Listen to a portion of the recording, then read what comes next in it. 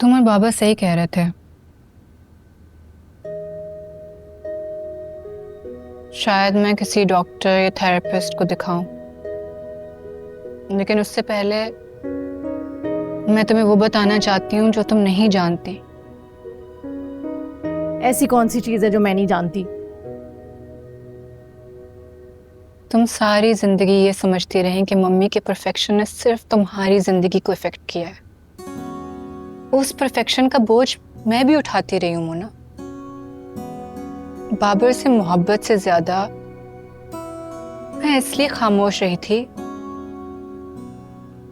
क्योंकि वो मम्मी की ख्वाहिश थी कि मैं एक परफेक्ट घर में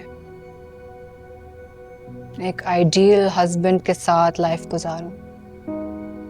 मैं नहीं चाहती थी कि मेरी वजह से मम्मी को कभी भी शर्मिंदा होना पड़े।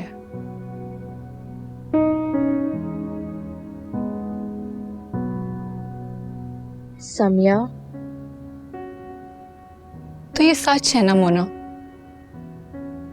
बच्चों का रोल मॉडल उनके माँ बाप में से कोई होता है।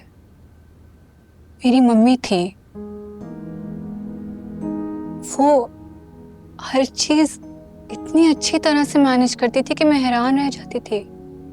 अगर मैं स्कूल में, स्पोर्ट्स में या दूसरी एक्टिविटीज में इतनी एफर्ट करती थी, वो इसलिए क्योंकि मम्मी चाहती थी।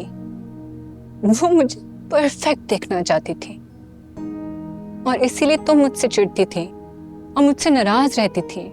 हाँ तो मुझे तो कभी ये समझ ही नहीं आया कि तुम ऐसा करती क्यों थी। जब भी मम्मी तुम्हें और मुझे कंपेयर करती थी तुम्हारे सामने, बनिस्बत कि तुम मेरी साइड हो या फिर जवाब दो, मम्मी को कुछ कहो उल्टा तो मुझे देख के स्माइल करी। मैं नहीं जवाब दे सकती थी मोना, अभी भी नहीं दे सकती हूँ।